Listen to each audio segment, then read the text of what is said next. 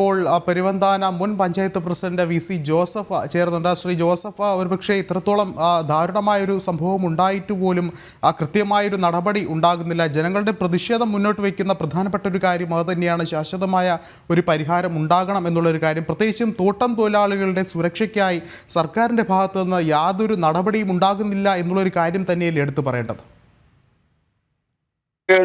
ജീവിതമാർഗം വരെ ഈ കാട്ടുമൃഗങ്ങളുടെ ശല്യം കൊണ്ട് നിരന്തരമായി ബുദ്ധിമുട്ടുക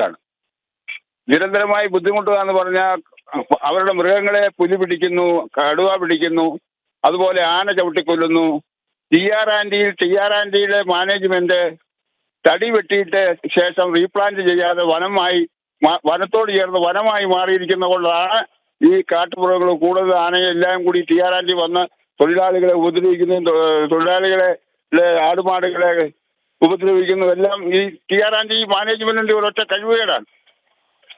അത് പറയാതിരിക്കാൻ വയ്യ. ഗവൺമെന്റിന്റെ അനാസ്ഥയും ടി ആർ ആൻഡി മാനേജ്മെന്റിന്റെ കെടുകാര്യസ്ഥതയുമാണ് ഇതിന്റെ പിന്നിലുള്ളത് എന്ന് പറയാതിരിക്കാൻ വയ്യ.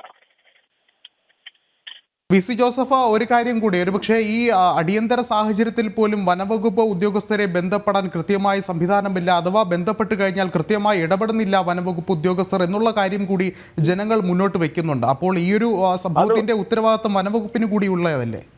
വനംവകുപ്പ് മന്ത്രിയോട് ഇങ്ങോട്ട് എല്ലാവർക്കും ഇതിന്റെ ഉത്തരവാദിത്വമുള്ളതാണ്. വനംവകുപ്പ് മന്ത്രിയോട് പോയി നേരിട്ട് പരാതി കൊടുത്തിട്ടും മാസങ്ങൾക്ക് മുമ്പ് പരാതി കൊടുത്തിട്ടും ശാശ്വതമായ ഒരു പരിഹാരം ഇതുവരെ വനംവകുപ്പ് മന്ത്രിയുടെ ഭാഗത്തൊന്നും ഉണ്ടായിട്ടില്ല. അത് ഗവൺമെന്റിന്റെ ഭാഗത്തുനിന്ന് ഉണ്ടായിട്ടില്ല. ഫോറസ്റ്റ് ഉദ്യോഗസ്ഥന്മാരുടെ ഭാഗത്തുനിന്ന് ഉണ്ടായിട്ടില്ല. വളരെയധികം നന്ദി വി.സി. ജോസഫ് പ്രതികരിച്ചത്.